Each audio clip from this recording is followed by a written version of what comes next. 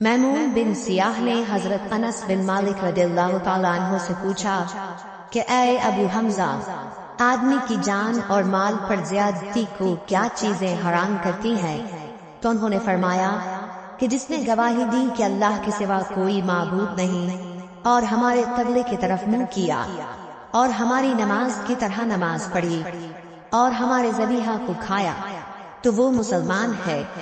پھر اس کے وہی حقوق ہیں جو عام مسلمانوں کے ہیں، اور اس کی وہی ذمہ داریاں ہیں جو عام مسلمانوں پر ہیں۔ اور ابن ابی مریم نے کہا ہمیں یحییٰ بن ایوب نے خبر دی، انہوں نے کہا ہم سے حمید نے حدیث بیان کی، انہوں نے کہا ہم سے انس بن مالک رضی اللہ عنہ نے نبی کریم صلی اللہ علیہ وسلم سے نقل کر کے حدیث بیان کی۔ صحیح بخاری حدیث نمبر 393۔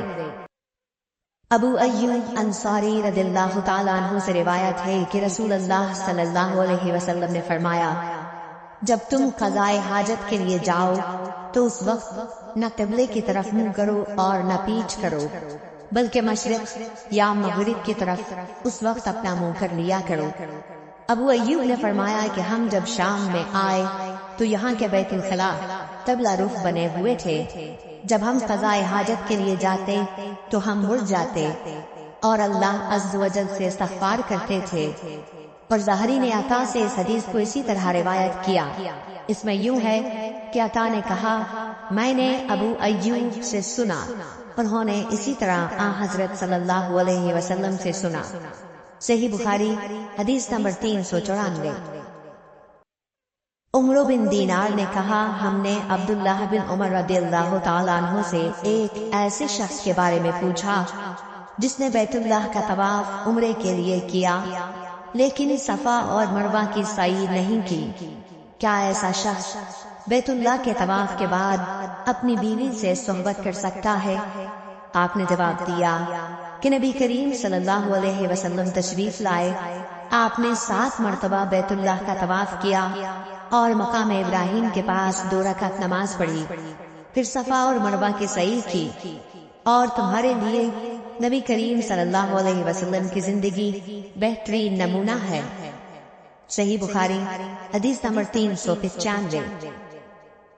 عمر بن دینار نے کہا ہم نے جابر بن عبداللہ سے بھی یہ مسئلہ پوچھا تو آپ نے بھی یہی فرمایا کہ وہ بیوی کے قریب بھی اس وقت تک نہ جائے جب تک صفا اور مروہ کی سعی نہ کر لے۔ صحیح بخاری حدیث نمبر 396۔ سیف بن ابی سلیمان نے کہا کہ میں نے مجاہد سے سنا، انہوں نے کہا کہ ابن عمر کی خدمت میں ایک آدمی آیا اور کہنے لگا اے لوگ، یہ رسول اللہ صلی اللہ علیہ وسلم آن پہنچے اور آپ کعبے کے اندر داخل ہو گئے۔ ابن عمر نے کہا کہ میں جب آیا تو نبی کریم صلی اللہ علیہ وسلم کعبے سے نکل چکے تھے، میں نے دیکھا کہ بلال دونوں دروازوں کے سامنے کھڑے ہیں۔ میں نے بلال سے پوچھا کہ کیا نبی کریم صلی اللہ علیہ وسلم نے کعبے کے اندر نماز پڑھی ہے؟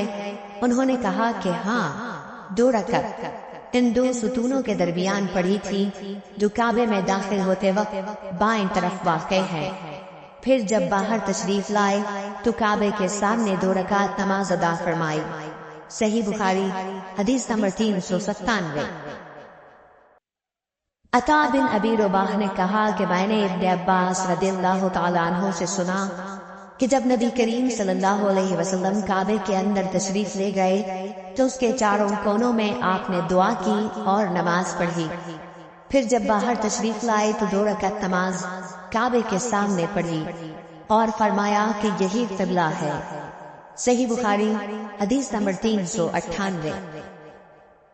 حضرت برا بن عازب رضی اللہ تعالیٰ عنہ سے روایت ہے کہ نبی کریم صلی اللہ علیہ وسلم نے 16 یا 17 ماہ تک بیت المقدس کی طرف منہ کر کے نمازیں پڑھی، اور رسول اللہ صلی اللہ علیہ وسلم دل سے چاہتے تھے کہ کعبے کی طرف منہ کر کے نماز پڑھیں۔ آخر اللہ تعالیٰ نے یہ آیت نازل فرمائی، ہم آپ کا آسمان کی طرف بار بار چہرہ اٹھانا دیکھتے ہیں۔ پھر آپ نے کعبے کی طرف منہ کر لیا، اور احمقوں نے جو یہودی تھے کہنا شروع کیا کہ انہیں اگلے قبلے سے کس چیز نے پھیر دیا۔ آپ فرما دیجئے کہ اللہ ہی کی ملکیت ہے مشرق اور مغرب، اللہ جس کو چاہتا ہے سیدھے راستے کی ہدایت کر دیتا ہے۔ جب قبلہ بدلا تو ایک شخص نے نبی کریم صلی اللہ علیہ وسلم کے ساتھ نماز پڑھی، پھر نماز کے بعد وہ چلا اور انصار کی ایک جماعت پر اس کا گزر ہوا جو عصر کی نماز بیت المقدس کی طرف منہ کر کے پڑھ رہے تھے۔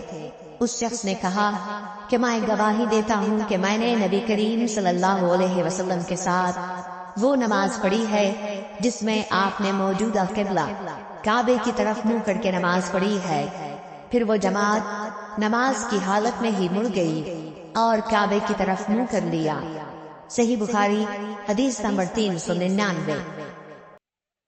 جابر بن عبداللہ نے فرمایا کہ نبی کریم صلی اللہ علیہ وسلم اپنی سواری پر خواہ اس کا رخ کسی طرف ہو نفل نماز پڑھتے تھے، لیکن جب فرض نماز پڑھنا چاہتے تو سواری سے اتر جاتے اور قبلے کی طرف منہ کر کے نماز پڑھتے۔